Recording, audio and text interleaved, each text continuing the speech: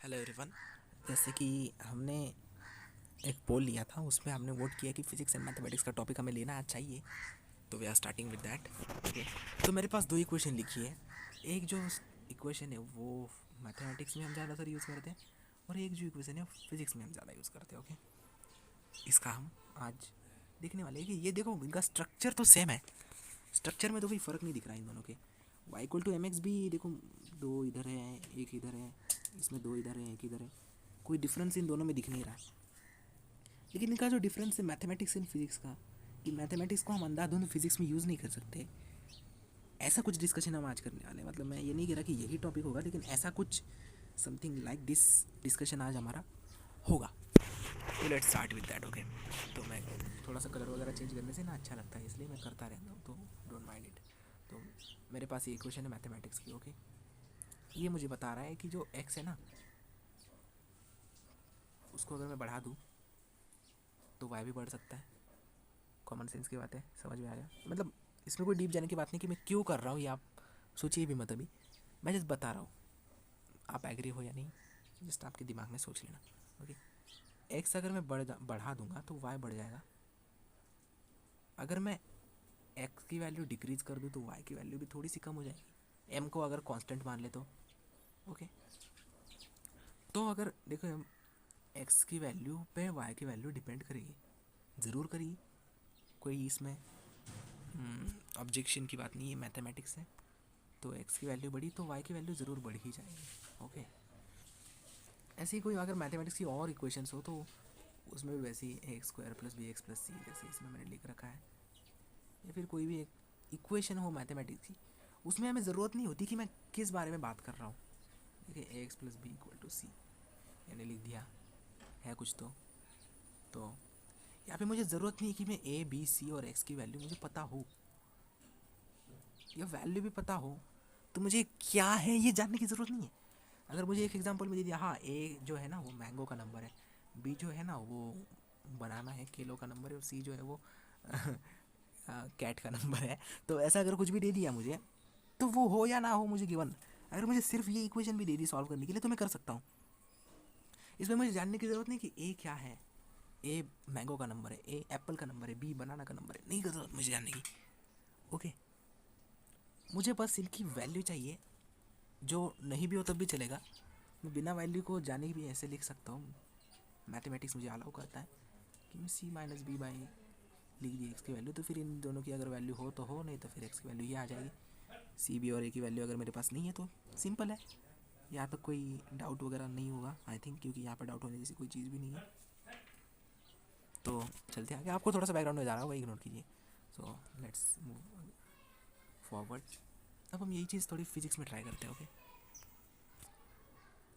थोड़ा सा ज़्यादा कर देता हूँ मैं। ओके। यहाँ पर हम वही हरकतें करेंगे, मुझे भी नहीं पता मैं क्यों कर रहा हूँ, आपको भी नहीं पता, करते हैं जो करना है वो। यहाँ पर भी मैंने क्या कर दिया, एक्सेलरेशन को बढ़ा दिया, और यहाँ पे मुझे मैथमेटिक्स बता रहा है कि यहाँ पे फोर्स बढ़ गया।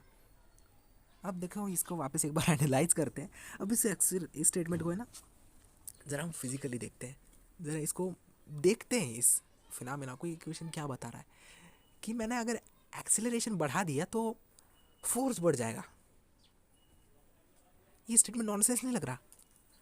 एक्सेलरेशन को अगर मैं बढ़ा रहा हूँ तो फोर्स बढ़ रहा है, भले ही इक्वेशन ये बता रही है मैथमेटिक्स के अनुसार, yes is it, it's clear कि मैं एक्सेलरेशन को बढ़ा दूँ तो फोर्स बढ़ जाएगा। मैथमेटिक्स मुझे ये बता रहा है कि, पर ये फिजिक्स के अनुसार ये सही है क्या, कि अगर एक्सेलरेशन बढ़ रहा है तो फोर्स बढ़ जाएगा? इट्स नॉट दैट, ये उतना भी सही नहीं है कि जितना हम सोच रहे हैं। मतलब देखो ना तुम, किसी ऑब्जेक्ट का एक्सेलरेशन बढ़ जाए तो इसका मतलब ये नहीं ना कि उसके ऊपर जो फोर्स लग रहा है वो बढ़ेगा। अगर एक ऑब्जेक्ट पे जी फोर्स लग रहा है, सॉरी एम जी फोर्स लग रहा है, समझिए, और उस पर वो ऑब्जेक्ट एक्सेलरेट क्यों कर रहा है, उस फोर्स की वजह से वो ऑब्जेक्ट एक्सेलरेट करेगा, ना कि एक्सेलरेशन बढ़ने पे फोर्स बढ़ेगा। ये सही है कि फोर्स अगर मैं बढ़ा दूँ तो एक्सेलरेशन ज़रूर मुझे बढ़ा हुआ मिलेगा, लेकिन अगर मैं एक्सेलरेशन बढ़ा रहा हूँ तो मुझे फोर्स बढ़ा हुआ नहीं मिल रहा ना, क्योंकि फोर्स पर एक्सेलरेशन डिपेंड करता है। जितना ज़्यादा मैं फोर्स लगा उतना ज़्यादा एक्सेलरेट बॉडी होगा, लेकिन मैं ये तो नॉनसेंस की तरह नहीं कह सकता ना कि एक्सेलरेशन अगर मैं बढ़ रहा है एक बॉडी का तो फोर्स बढ़ जाएगा उस बॉडी के ऊपर, क्योंकि इसका कोई सेंस नहीं बनता। मतलब मीनिंगलेस स्टेटमेंट है एकदम। आप समझ में आ रहा होगा आपको मैं क्या कहना चाहता हूँ। तो देखिए एक और एग्जांपल लेते हैं, तो इसको देखिए एक और एग्जांपल लेते हैं। देखिए अब ये तो हो गया एक इंक्रीजिंग डिक्रीजिंग वैल्यू प्रोपोर्शनलिटी का एग्जांपल। अब लेते हैं हम एक और बहुत ही फेमस फार्मूला है, सबने पढ़ा होगा, ग्रेविटेशनल फोर्स का फार्मूला है, 9-10 में पढ़ते हैं। ओके, इसको क्या करता हूँ ना, मैं 3 फॉर्म्स में लिख रहा हूँ। अब देखो मैथमेटिक्स मुझे अलाउ करेगा 3-4 फॉर्म के 10 फॉर्म में लिखने का अलाउ करेगा, तो मैं यहाँ पे 3-4 फॉर्म में लिखता हूँ जितने फॉर्म बने।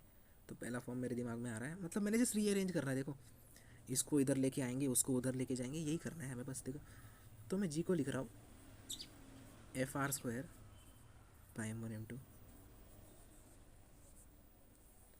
दूसरी जगह पे मैं लिख रहा हूँ R =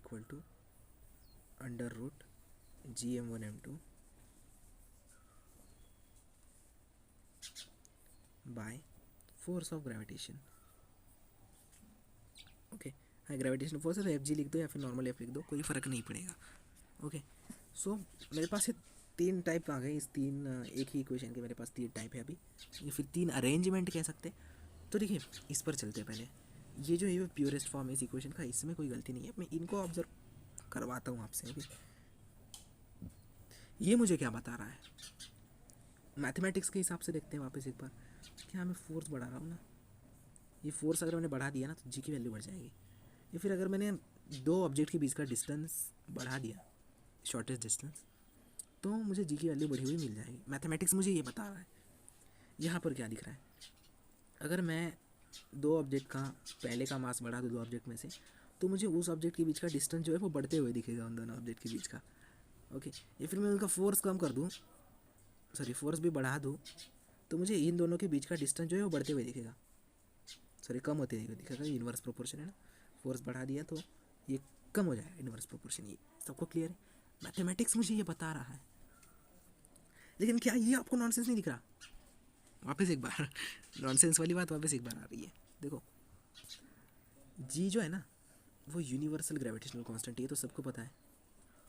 और एक स्टेटमेंट भी आपको और एक पता होगी कि अगर जी की वैल्यू है ना एक डिजिट भी इधर उधर हो गई ना तो पूरा यूनिवर्स कोलैप्स कर जाएगा, पूरा का पूरा यूनिवर्स।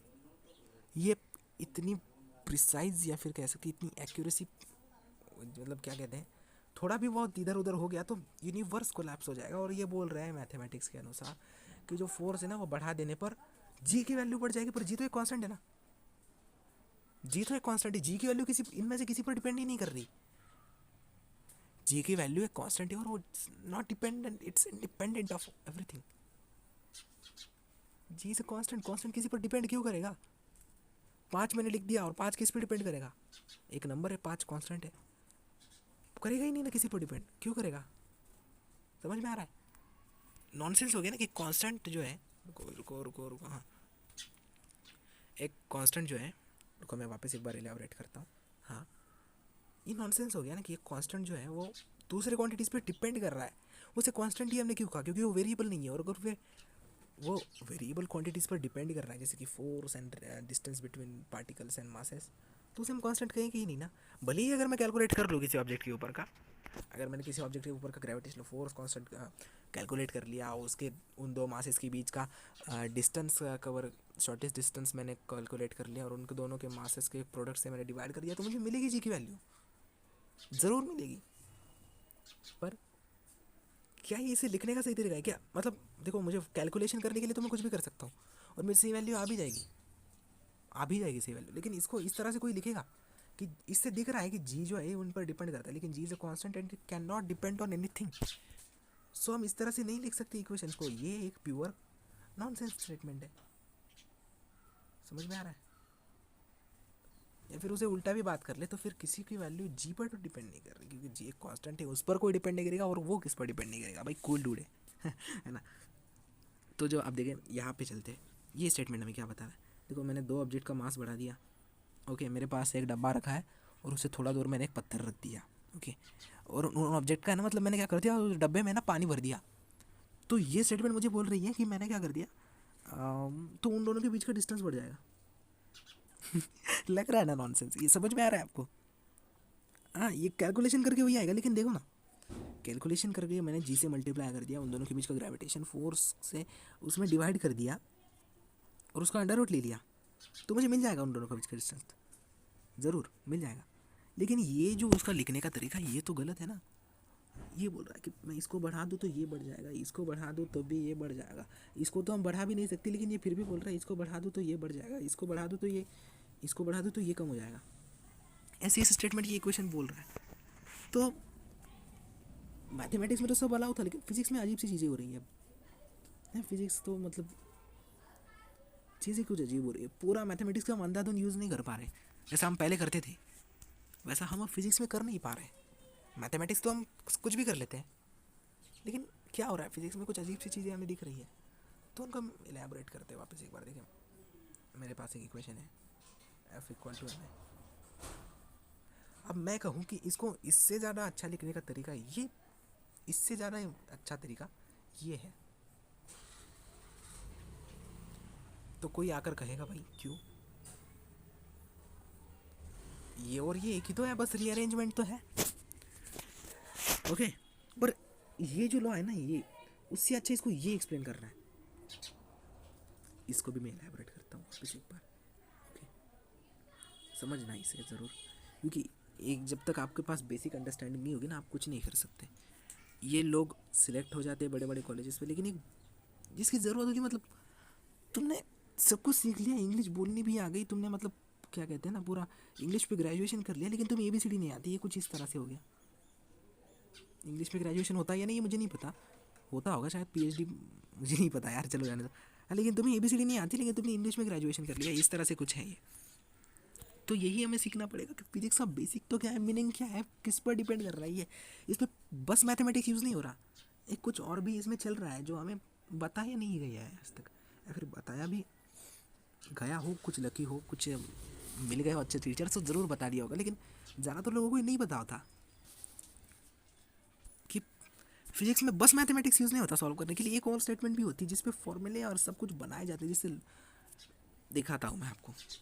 फिजिक्स जो है ना, वो एक स्टेटमेंट पर डिपेंड करता है, एक चीज़ पर डिपेंड करता है, इसे हम कहते हैं कॉजलिटी। शायद इसे लिखा, स्पेलिंग गलत हो सकती है, लेकिन इसका मीनिंग मैं गलत नहीं बताऊंगा आपको। कैजुअलिटी नहीं, कॉजलिटी, इसका मतलब मीनिंग होता है कि फिजिक्स जो है ना, वो कॉज एंड इफेक्ट पर डिपेंड करता है।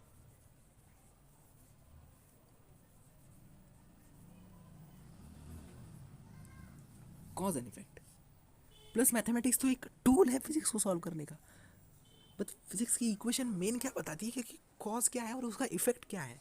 अब देखो यहाँ पर मैं इसको इलेबरेट ज़्यादा, इससे ज़्यादा भी इसको अच्छे से इलेबरेट कर दूंगा, आप देख लीजिएगा कि ये आपको समझाने के बाद अब इसे समझ जाए, ऊपर वाली को समझ जाएंगे कि क्यों ज़्यादा सही नहीं है नीचे वाली से। तो ठीक है, इसमें रब कर देता हूँ और इसके ठीक से लिख देता हूँ मैं वापस, थोड़ा सा बड़ा, जिससे मैं इसे अपनी तरीके से समझा पाऊँ।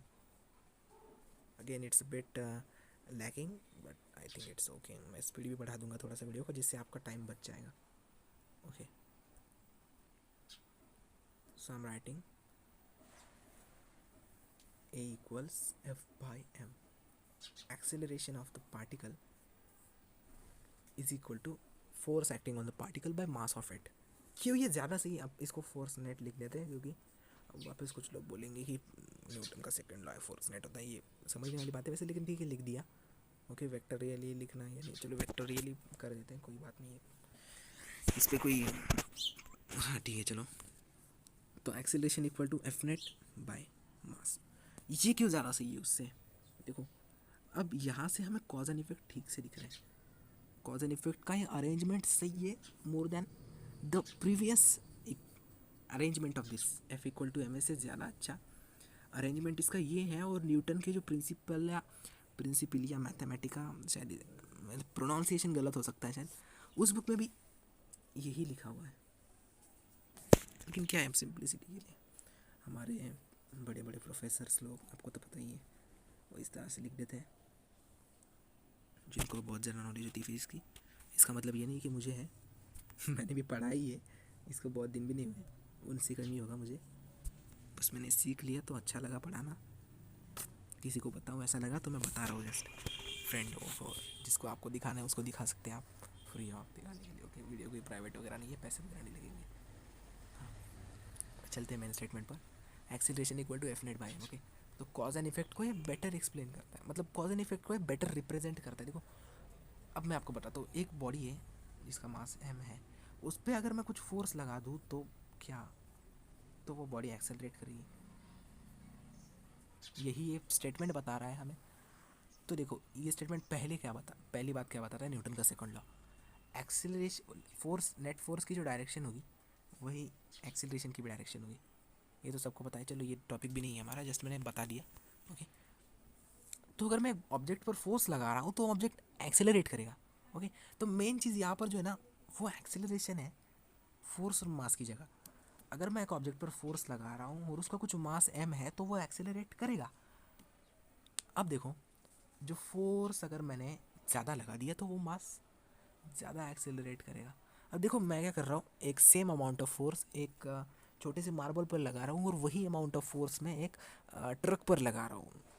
फोर्स तो सेम है ना, और जस्ट हम मास चेंज कर रहे हैं। देखो जो हमने ट्रक थी ना वो एक्सेलरेट ही नहीं करेगी उतने छोटे से फोर्स पर एकदम। अगर मैंने वो मार्बल को हिलाने जितना फोर्स एक ट्रक पर लगा दिया तो ट्रक पर नहीं चलेगा इतना फोर्स, या फिर ट्रक को मूव करना है, ट्रक को एक्सेलरेट करना है तो मुझे बहुत ज़्यादा फोर्स लगाना पड़ेगा, है ना।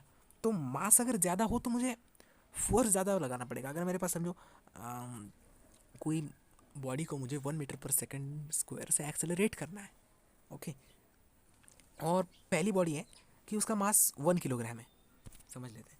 पहली जो बॉडी है उसका मास है ना 1 कीजिए, और उसको मुझे 1 मीटर पर सेकंड से एक्सेलरेट करना है। Okay just minute, acceleration equal to 1 मुझे करना है, तो मुझे उस पर फोर्स अगर मैं 1 न्यूटन का लगा दूँ, अगर जैसे कि हमारी डेफिनेशन है बेसिक डेफिनेशन फोर्स की, तो वह एक्सेलरेट हो जाएगा।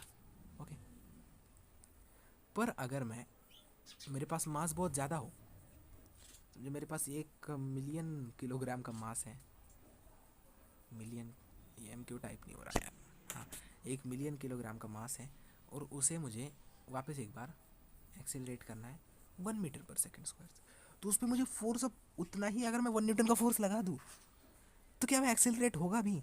नहीं होगा, एकदम छोटा एक्सेलरेट होगा तो भी, है ना, समझ पा रहे हो आप। तो मैं फोर्स उस पर जितना ज़्यादा लगा दूँ तो उसमें फोर्स उस पर मुझे 1 मिलियन न्यूटन का लगा दिया मैंने, तभी वो 1 मीटर पर सेकंड स्क्वायर से एक्सेलरेट करेगा, जहाँ पे हमें ये बेसिक डेफिनेशन ऑफ फोर्स बता रही है।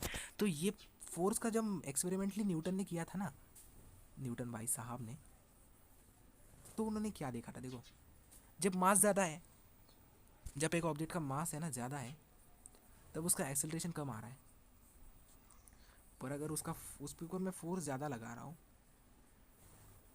तो एक्सेलरेशन मेरा ज़्यादा आ रहा है। ये बेसिक स्टेटमेंट आप समझ गए। यहाँ पे मैंने फोर्स को कांस्टेंट माना है, कांस्टेंट तो मानना पड़ेगा ना भाई किसी को, ये 3 वेरिएबल की इक्वेशन है, तो यहाँ पे फोर्स को कांस्टेंट मान लिया और यहाँ पे मास को कांस्टेंट मान लिया।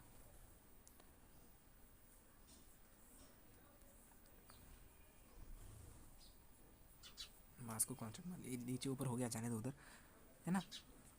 तो अगर मास कांस्टेंट हो तो फोर्स मैंने ज़्यादा लगा दूँ तो एक्सेलरेशन ज़्यादा हो जाएगा ऑब्जेक्ट का, और अगर मैंने फोर्स कांस्टेंट लगा रहा हूँ तो अगर उस ऑब्जेक्ट का मास बहुत ज़्यादा हो तो उसका एक्सेलरेशन बहुत कम होगा, और उस ऑब्जेक्ट का अगर मास बहुत कम हो और फोर्स मैंने उतना ही रखा है तो एक्सेलरेशन ज़्यादा बढ़ जाएगा। अब ये देखो बहुत खिंचवा लिया है मैंने बात को, लेकिन अब आप समझ रहे हो बात को कि मैं कहना क्या चाहता हूँ। इतनी देर से मैं किस टॉपिक पर पागल की तरह एक्सप्लेन कर रहा हूँ कि एक ही बात में इतनी पागल की तरह क्यों बता रहा हूँ।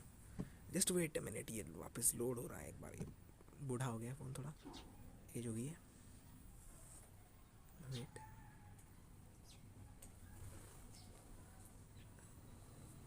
तो मैं इन सब चीज़ों से क्या समझ रहा हूँ कि इस जो एफ इक्वल टू एम हम पढ़ते आए हैं, उसको अगर मैं इससे ज़्यादा इस फॉर्म में लिख दूँ तो मुझे ज़्यादा ये अच्छे से एक्सप्लेन कर रहा है कॉज एंड इफेक्ट को। ओके, तो मैं कैसे वो बता देता हूँ।